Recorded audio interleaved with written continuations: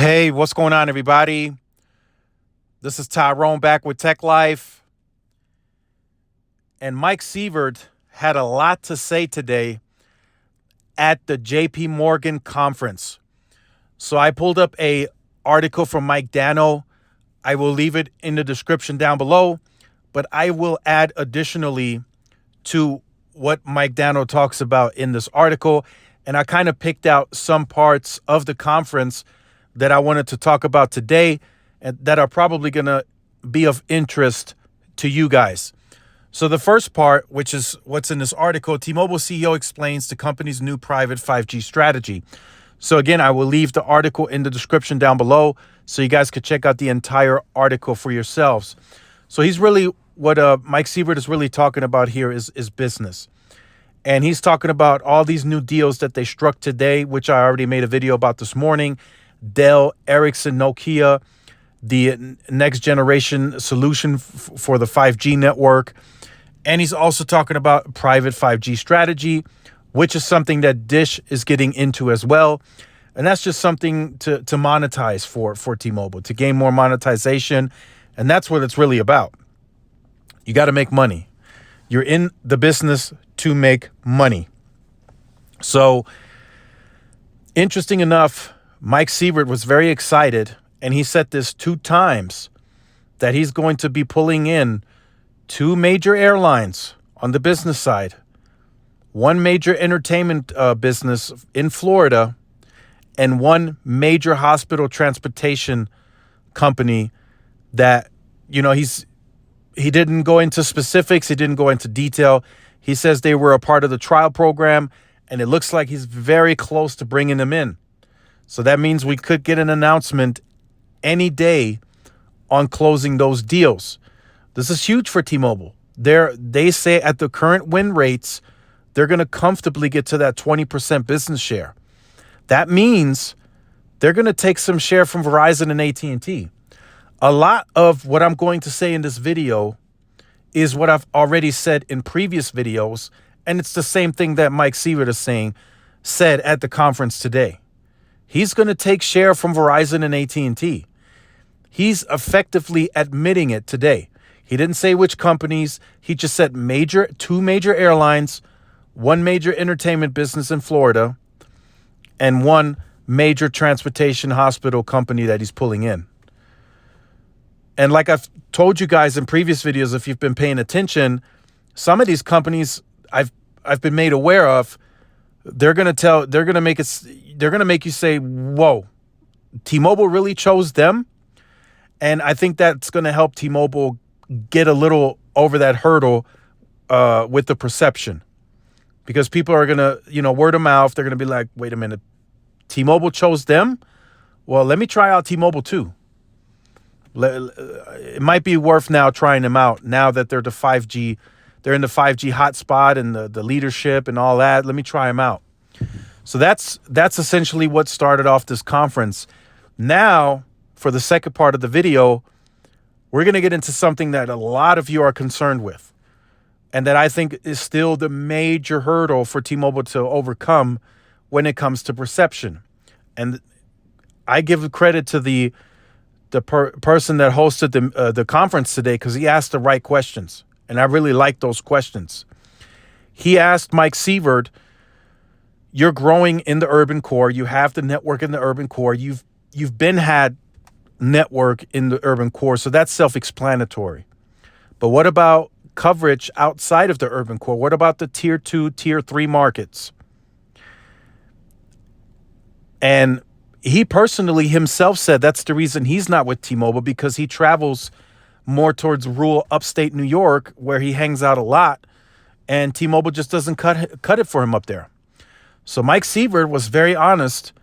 There might have been some questionable stuff in there, but he said right now he is right on par with AT&T in terms of square miles, because the question was about square miles, not about pops. It was about covering raw square miles. So he said, give or take, he's virtually on par with AT&T. He covers places that they don't, and they cover places that he doesn't. But he says metric-wise, he's virtually on par with AT&T when it comes to square miles. Now, he says there might be some third party that AT&T will pull out that'll claim where they make their own claims.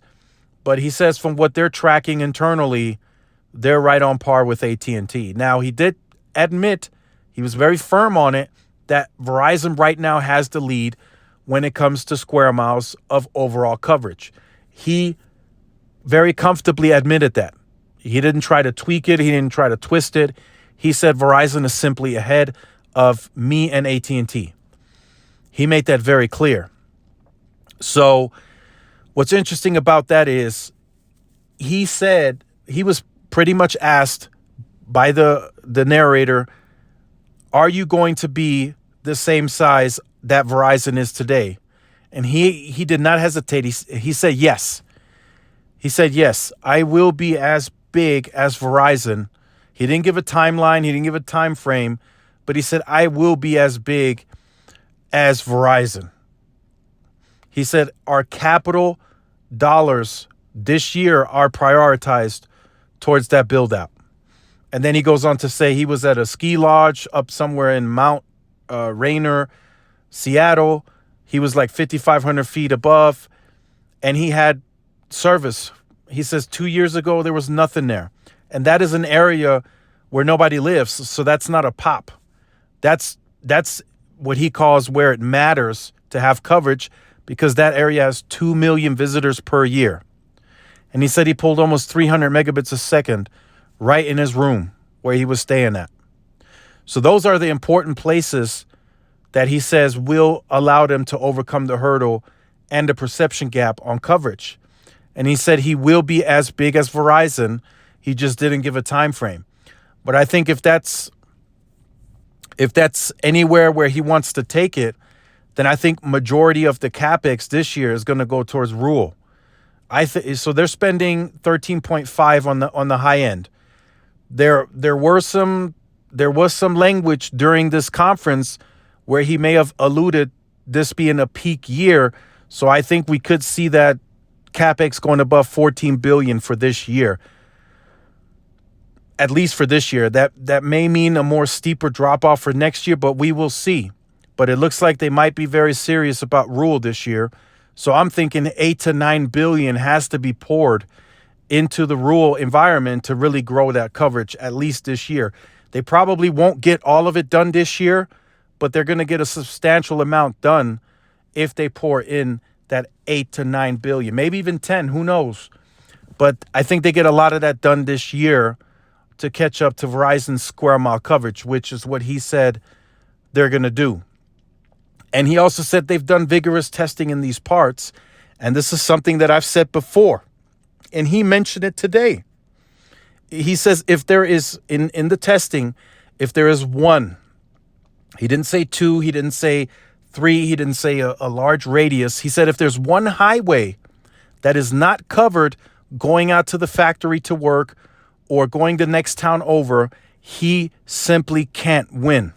And he is right. He is spot on with that. And I've said that before. If he can't cover where Aunt Mary lives, he will lose. The customer will switch into town where they cover the pop. And then as soon as they travel over to see Aunt Mary and they have no service, they go back to who they had. And he understands that. And that's what gave me just a little bit more confidence today. The fact that they understand that means they know they have to build an extensive coverage portfolio in those areas to win. Or like he said, they simply don't win. And they really won't. Because word of mouth travels in those parts faster than anything. And if there's no coverage to next town over, that entire town will know about it the next day. Maybe even the same day. And the fact that he's acknowledging that and that they're aware of that, he says they even changed their strategy, their network modeling to make sure that the coverage resembles customer-driven coverage. So they're looking at where these customers are going, and they're looking to match the carriers that are already in the area, which is the most simplest thing to do. Just co-locate on all the Verizon AT&T sites and then come in and compete and be cheaper. That's the only way they can win in these parts, and I've said that plenty of times. Even if it's 20 miles away, if there's no coverage 20 miles from the town, you're going to lose that customer. It's as simple as that. There's no need to go any deeper into that. There's no need to argue about that in the comments. If there is no coverage 20 miles from that town, it's done. And I've experienced this myself where I went to school to play basketball. We were young. We would go over the next town to the liquor store, and T-Mobile didn't cover it back then. So even the students left because of that. So I know somebody of age or older is going to do the same. So interesting information today. It